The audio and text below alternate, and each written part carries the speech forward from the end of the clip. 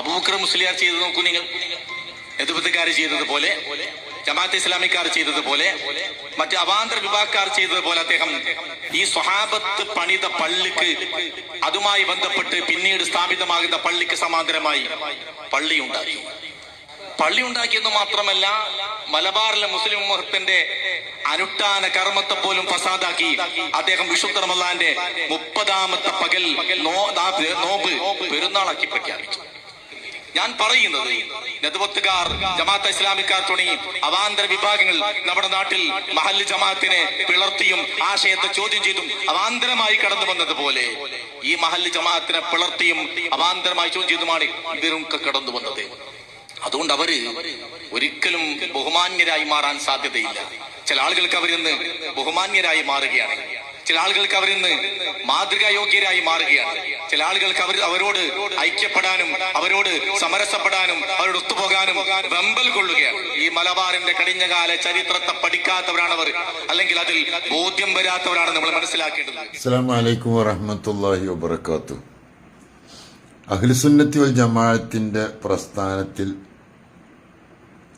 സുന്നത്ത് ജമാഅത്തിൽ ഉറച്ചു വിശ്വസിക്കുന്ന സുന്നി ആദർശമുള്ള ആളുകൾക്കൊക്കെ ഒന്നാമതും രണ്ടാമതും സുന്നത്ത് ജമാഅത്തിന് പ്രാമുഖ്യം നൽകുന്നവർക്കൊക്കെ നല്ല സന്തോഷമാണ് സുന്നികൾ ഒരുമിക്കുക എന്നത്. അത് വലിയ സന്തോഷമാണ്. ഇബ്ലീസിനും ശൈത്താന്മാർക്കും അല്ലാത്തവർക്കൊക്കെ സന്തോഷമുള്ള കാര്യമാണ്. മുഅ്മിനീങ്ങൾ ഒന്നിക്കണം, ഒറ്റക്കെട്ടാവണം, പരസ്പരം അങ്ങും ഇങ്ങും സംഘടന സങ്കുചിതത്വം ഒഴിവാക്കിയിട്ട് എല്ലാവരും ഒന്നായി പോകണം. അത് തന്നെയാണ് അള്ളാഹുവിന് ഇഷ്ടമുള്ള കാര്യം, എല്ലാവർക്കും അറിയാം.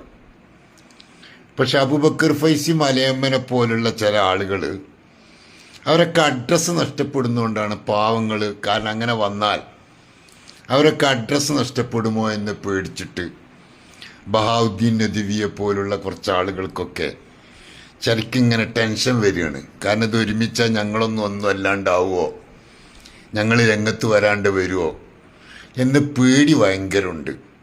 സാരമില്ല, നിങ്ങൾക്ക് വേണ്ട പരിഗണന ഒക്കെ കൊടുക്കാം, എന്നാലും വേണ്ടില്ല, ഈ കുത്തിത്തിരിപ്പൊന്ന് അവസാനിപ്പിക്കുക, സുന്നികളൊന്ന് ഒരുമിക്കട്ടെ. ബഹുമാനപ്പെട്ട സുൽത്താനുൽ ഉലമ എ പി ഉസ്താദും ബഹുമാനപ്പെട്ട സയ്യിദുൽ ഉലമ ജിഫ്രി തങ്ങളും എല്ലാ ആലിമീങ്ങളും സാദാത്യങ്ങളൊക്കെ ഒന്ന് ഒരുമിച്ചിട്ട് സുന്നത്ത് ജമാഅത്തിന്റെ എതിരാളികൾക്കെതിരെ ഒറ്റക്കെട്ടായി നേരിടാനും മുഅ്മിനീങ്ങളൊക്കെ ഒരുമിച്ച് സന്തോഷത്തോടെ ഒരുമിച്ച് കൂടുന്നത് കാണാനും വല്ലാത്ത ആഗ്രഹമാണ്. പക്ഷേ എ പി വിഭാഗത്തിൽ എ പി ഉസ്താദ് ഒരു കാര്യം പറഞ്ഞാൽ പിന്നെ അവിടെ ആരും സംശയം പറയില്ല. ആ നേതൃത്വം വലിയ പാടമുള്ള നേതൃത്വമാണ്. സുലൈമാൻ ഉസ്താദും റഈസുൽ ഉലമ സുലൈമാൻ ഉസ്താദും സുൽത്താനുൽ ഉലമ എ പി ഉസ്താദും ഒരു കാര്യം പറഞ്ഞാൽ പിന്നെ അതെന്താ അങ്ങനെ പറഞ്ഞത്, ഇതെന്താ അങ്ങനെ പറഞ്ഞെന്ന് പറയില്ല. കാരണം അച്ചടക്കമുള്ള പ്രവർത്തകരാണ്. നിങ്ങളെ കൂട്ടത്തിൽ അതില്ലാത്തതുകൊണ്ടാണ് സയ്യിദുൽ ഉലമ ജിഫ്രി തങ്ങൾ പറഞ്ഞ അപ്പോഴേക്ക് കുത്തിത്തിരിപ്പ് മറ്റുള്ളവർക്ക് നടത്തുന്നതുകൊണ്ടാണ്. ആദ്യം നിങ്ങളെ കാര്യം നോക്കി, നിങ്ങളൊന്ന് ശരിയാവാൻ നോക്കി, നിങ്ങളെല്ലാവരും ഒന്ന് ശരിയാവി. ഈ നളന്തിൻ ഷജറിയൊക്കെ കൂടി പറഞ്ഞിട്ട് ഇങ്ങനെയുള്ളതൊക്കെ ഒഴിവാക്കിയിട്ട് നിങ്ങളൊക്കെ കൂടി ഒന്നായി സുന്നത്ത് ജമാഅത്തിനെ സ്നേഹിക്കുന്നവരൊക്കെ കൂടി ഒന്നിച്ച് ഒരുമിച്ച് മുന്നോട്ട് പോട്ടെ. അങ്ങോട്ടും കുത്തിത്തിരിപ്പുകളൊക്കെ നിർത്തി. അബൂബക്കർ ഫൈസി മലയമ്മ ഉസ്താദെ, ഇനിയെങ്കിലും ഈ കുത്തിത്തിരിപ്പൊക്കെ ഒന്ന് നിർത്തിക്കൂടെ? എന്താണിത്? ആഖിറത്തിലേക്ക് പോകാൻ ഇത് ഒരു ഗുണമില്ലാത്ത കാര്യമല്ലേ?